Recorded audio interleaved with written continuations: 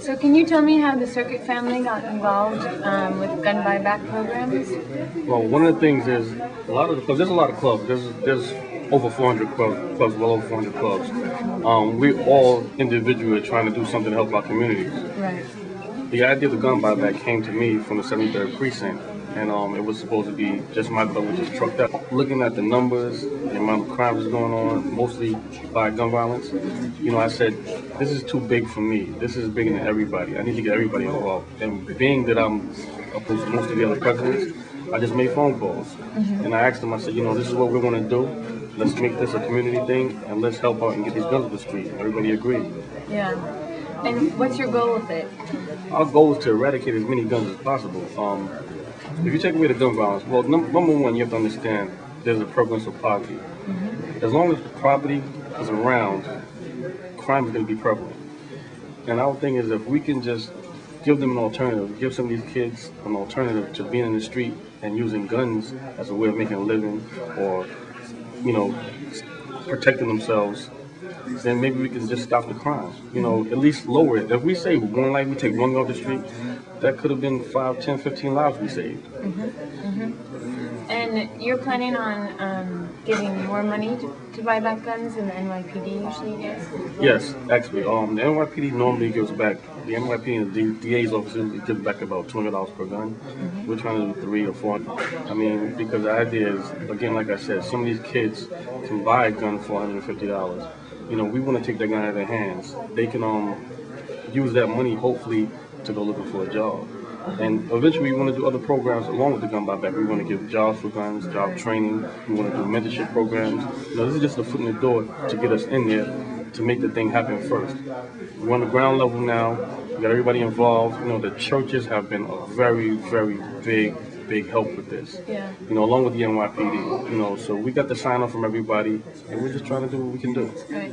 How did you get involved with the Brooklyn Clergy NYPD task force? Well, that came with the partnership of the NYPD. I was talking with the NYPD first, and I know some of the pastors, and they were trying to do the doing. So again, this is bigger than everybody. So why not have everybody come together and do this? The more heads, the better for us. Again, it's bigger than one person, one club, one church, one police precinct. This is bigger than everybody. So we need to all come together with the same thought process and try to get these guns off the street. Right. Have you talked to some of the teenagers and kids? And mostly the clergy has. We've talked to them, and the common denominator is that they're all looking for a way out. A lot of them are really looking for a way out. It's hard to believe, but once you sit down and talk to them and they realize that somebody else cares, they want to get out. They want to stop doing what they're doing. And how do you think they'll get out? Hopefully through mentorship. I told these guys we're all the new leaders. We can't look to the politicians or anybody else to do what we need for our community. We have to do it ourselves. And that means that we have to get out there. We have to talk to these kids. We have a better rapport with the kids than, say, a police officer, because they look at us as being someone like them. And that's the way you get to somebody. You don't come at them from a power standpoint. You come at them as their equal. And they'll understand and I respect that more. Right. How do you approach them as their equal? Because we're from the streets also. Yeah. We're all from the street. And we know some of what they're going through, but the main thing is we have meetings with these kids. A lot of people they have meetings and they create policy about kids without the kids being there. Right. So one of the things that we're trying to do is have meetings with the kids. And the clergy has been very instrumental in doing that. Thank you. I wonder if you can tell me how the the clergy NYPD task force started. The NYPD Clergy Task Force started. That was through the efforts of Bishop A.D. Lyons, Gerald C. Brooks, and Reverend A.C. Pettaway. They looked at the situation in our community, decided we can no longer live the way we're living without destroying ourselves, and something had to happen. They felt like we had to take a new and fresh approach to how we approach the community. to reach out to both the police and the clergy to work together as a unit for the betterment of our community. A series of meetings were held. A lot of the clergy bought into it, and thus the task force was formed after we had our initial meeting with Police Commissioner Kelly. Yeah, can you tell me about it when you approached him? Well, he said he was very pleased because usually he was the one doing reaching out, and it was refreshing to see a group of clergy out to him Right. and say that we need your help in an effort that we want to bring forth that will benefit the community, the clergy, and the police department. Mm-hmm. Can you tell me a little bit about the different programs that the task force is running?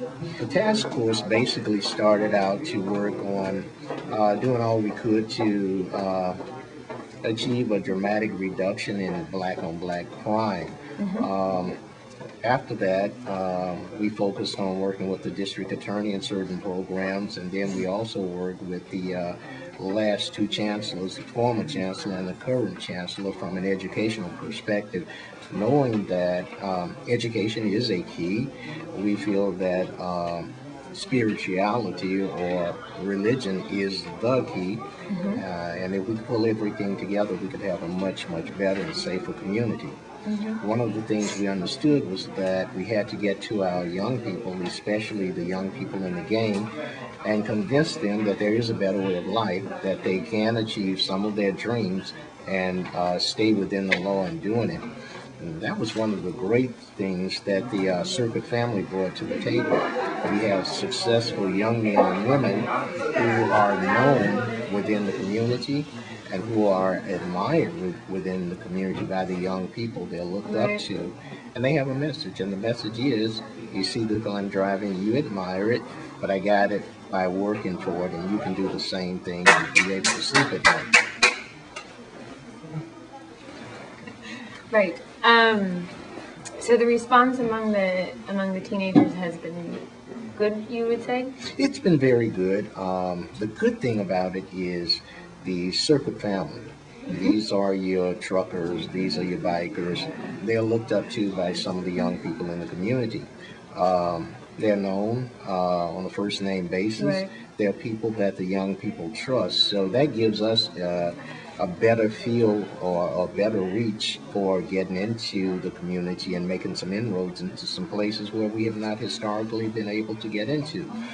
One of the things we really want to do is to reach out to the members of gangland, as we say. And these are our children. These are our daughters. We love them. We care about them. And we're not kicking them to the curb. But we do realize that they cannot continue to do what they're doing without running the risk of going to prison or being killed. We've talked to some. They found our message to be receptive. We're trying to develop a working relationship and a trust relationship that will lead to bigger and better things for the community. Why do you think they'll respond to your message? Why? Because trust. If people trust you, they will at least give you the opportunity to deliver a message. And then some will at least try the message. So trust is the key thing. We've shown ourselves to be friends. We don't condone what they're doing. We do condemn it, but we condemn it in a Christ-like manner to let them know, although we're condemning your actions, we're doing it in the spirit of love. We love you, we care about you as if you were our own children, and therefore we cannot go on doing. We're letting you know you're going wrong and you need to turn around, and we're here to help. Is this something that has to be done one kid at a time? Well, you win them one kid at a time, but you cast a wide net because you want to get the message out to as many at one time as possible. We realize that reaching them might be one child at a time, or if the right message goes forth, you might reach many at the same time. So we're in new territory, and we are so far comfortable with the results that we have achieved. We know that there's a lot more work to be done, but we believe that the work will truly be worth it. And why are you confident this time? Why are we confident this time? The response that we've gotten from them, the encouragement that we get from them, their desire to continue to meet with us, to talk with us, and to open up even more, to tell us things that they wouldn't have told us before.